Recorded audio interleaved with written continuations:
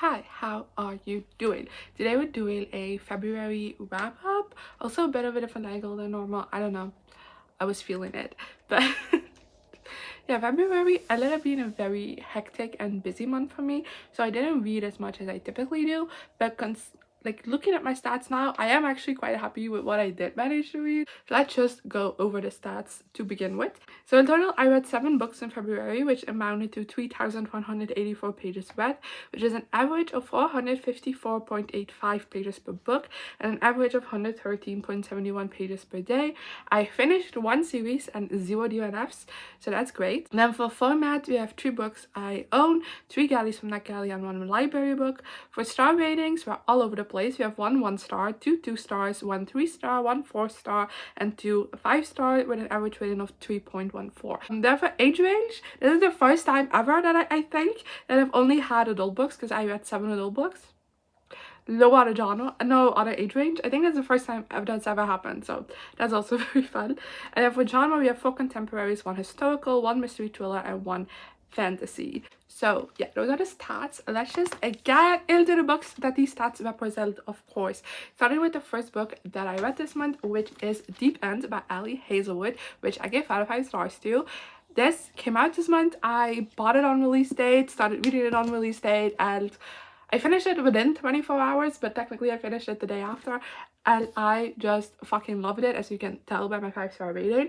This was just so good, and I was a bit scared going into this one because it is more sex focused. I wouldn't necessarily say it has much, like, it's much smuttier than other Ali Hazelwood books. It's just a tad bit more, but there's a lot of discussions about like kink and stuff like that in here, and that's typically not my jam, so I was a bit unsure going into this, but I just loved it. Honestly, I think this might be my favorite Ali Hazelwood. I would have to reread Bride, which I probably will do because the sequel is coming out later this year, but besides the point, you probably do have to reread Bride to fully firm this one in my #1 spot, but it's really damn close, and I really wasn't expecting that. But I just really loved main character and her personal journey throughout this. She's a diver, and I thought like the stuff that came along with that was very interesting. I also just really loved the romance. I thought our love interest was a great love interest, and I just loved the way the relationship developed. I feel like it was surprisingly wholesome,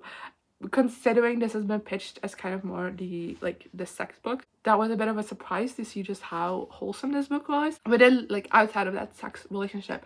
But I really enjoyed every aspect to it. I especially liked how communicative these 2 people were with each other, and by the end of this book you truly felt like they knew each other through and through and through.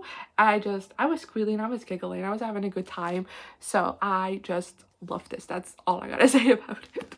Then the next book that I read in February is The Striker by Ana Huang, which was a 3 out of 5 star for me, and this was a bit of a disappointment, so a bit on the other side of Deep End, because this book is Ana Huang's first sports romance, and it follows Asher Donovan, who is a character that has appeared in quite a lot of Ana Huang's other books, and it's a character whose appearances I've always really enjoyed, so I was very excited to be getting his romance.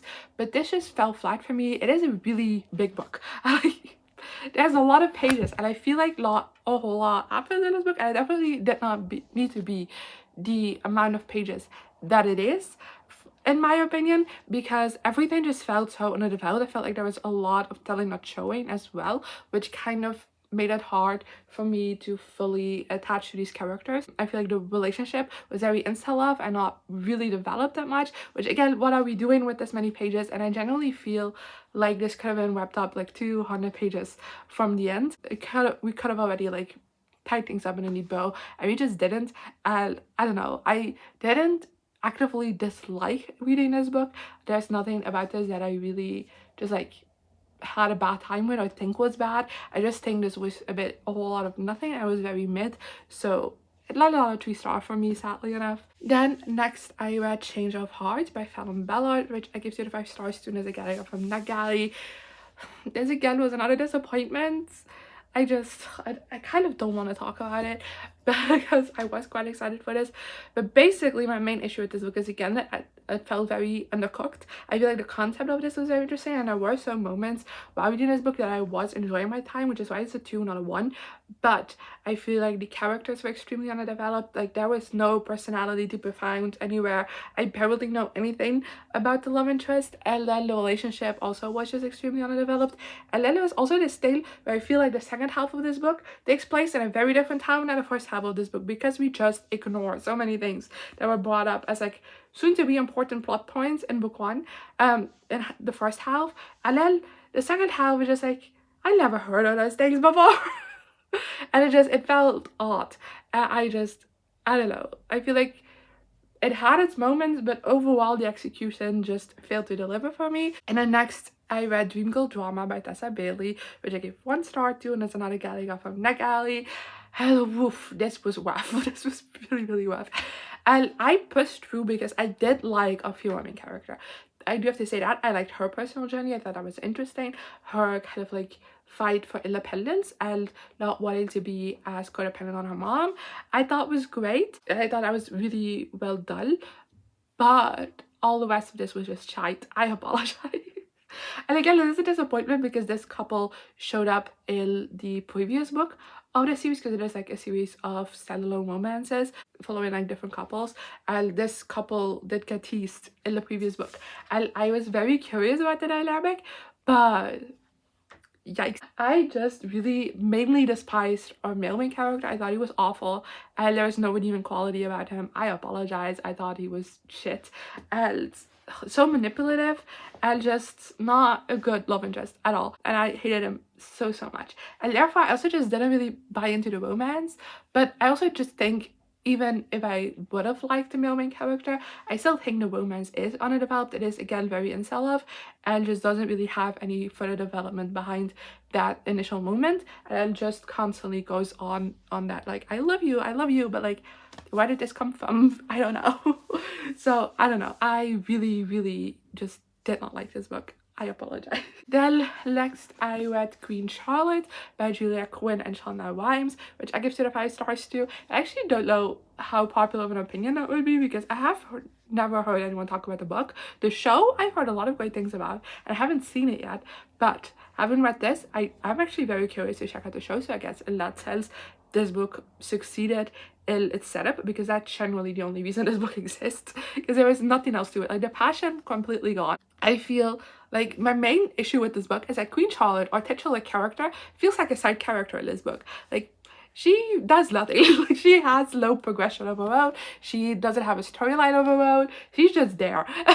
And that pisses me off so much, because your book is named after her and she's supposed to be the main character. She's not. And then I also just feel like the guys, I forgot his name, it's King George, isn't it?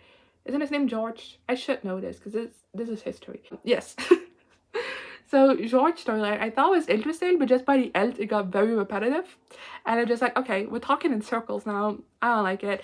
And then the romance was extremely underdeveloped. Like there was not even an attempt to be made a development. They were apart for a really long time as well, and it's just like, why? And then we have 2 other POVs in this book that just kind of felt useless and like didn't really add anything to this book besides page length. And yeah, I don't despise my time reading this book, because I do think again the storyline in general is interesting, and I did read this really quickly, very easily. It's very readable, and again I think this book solely exists to promote the show, and it did do a good job at making me excited for the show, because I do think everything that kind of failed for me within this book I think could work in a television format. So I am very excited to watch the show. Then next I read Darling Girls by Sally Hepworth, which I gave 4 to 5 stars to, and as a galley I got from Nagali. This one really took me by surprise. I like mystery thrillers. If you've been around on this account, you know they are not like my genre. I do enjoy reading them every so often, but it's extremely hard for a book in that genre to get a 5-star, just because of my own personal reading preferences. Just almost never gets to that point, and this one came so damn close. I almost can't believe it. And I have to say, if you are a big mystery thriller reader, you might not like this one, because from what I've seen, a lot of people's like complaints with this book is that the mystery or like the thriller aspect isn't to the forefront enough, which is true. Like the mystery is definitely like the secondary plot in this book, but I feel like it was present enough to keep me engaged throughout the book and to keep me interested. I feel like different clue drops for the reveals were done like frequently enough to the point where I kept being invested in the mystery. Like every time I kind of find my interest waning a little bit away from that aspect to it, something would get done and I would be like, I'd be back on board. But the main focus of this book is our three female main characters and how they lived in a foster home with a foster mom that was extremely abusive and nobody relieved them. That's basically what this book is about.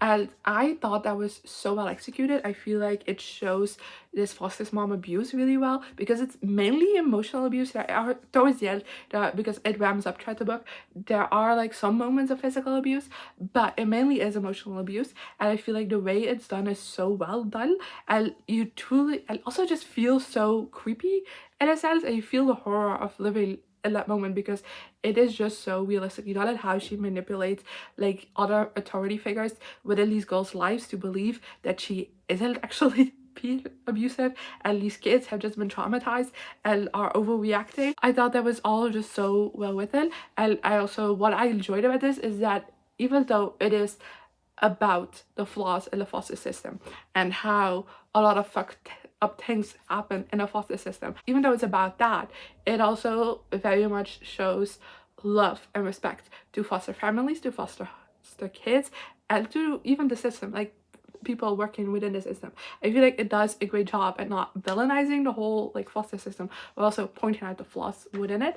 I thought that was really well done. Okay, so my iPad just shut off for no reason, so I don't know exactly where I stopped talking, but basically in the last part of this book we do get a bit more into the mystery and it ramps up and we get like different reveals and everything, and I was like truly gagged towards the end of this because it just was so good. And like technically maybe it wouldn't have been like, they're not the most shocking reveals, but because the mystery is such like a secondary part of it, it's not like I was locked in into trying to solve the mystery throughout the entire book. I was just mainly focusing on like the main storyline, so therefore the actual reveals did come as a shock to me because that's just not a part of the story I was like, my brain was working on, if that makes sense. So I thought it was just really well executed and I really enjoyed it. And that has brought us to the last book of this month. It's a shorter wrap up because I didn't read as many books. And The Hero of Ages by Brandon Sanderson, which was a 5-star easily. I fucking love this, and I hate that I put so long in between book 2 and book 3 for the series because damn, this was good. I love this. I can't talk about a lot of why I love this because it would spoil the rest of the series, sadly enough, but this was phenomenal. It was such a great series conclusion as well. I feel like what it does with the world, with the characters, is just so good. I feel like these characters have gone through so much development throughout the series that in this final book they really have found who they are, they have found their strengths, and this book allows them to showcase those strengths, to put those in a spotlight, and everyone is just in the right place. It puts them in a position to further along this plot, I guess, in a way that is the most beneficial for them and for us. And I ate it all up. I love it so much. I think also what is happening within the world at this moment in time is so interesting, and how it unravels is so well done. And then the ending, oh, and then with the ending I mean like the last like part of this, because this book is split up into 5 parts, and like the 5th part is where like most of the shit goes down. And it's just like, oh, my brain has definitely been broken by this, because just the way everything just masterfully comes together and like different twists that put you on like a very different perspective of everything we've been doing up until this point. It's just so well crafted and so well done, and I just loved it. That's all you gotta know. And I kind of, the moment I closed this book, I wanted to grab the Final Empire and start all over again, but now with all the information that I have, which I do think I still want to do someday, just reread this trilogy, but I genuinely had to force myself from not doing that right time in the moment, because these are big ass books and I got books to read. Like, I don't have the time to derail myself with a reread of that many pages, but otherwise I would have done it. And yeah, that is everything that I read in the month of February. I hope you enjoyed this wrap up. And like I said, it is a bit of a shorter one because I didn't read as many books as I typically do. But let me know in the comments what you thought of these books, if you've read them, as well as the books you read in February. And then hopefully I'll see you next time. Here I am again, the same old situation. Why does the God thing have to be so complicated? Should've played it cool.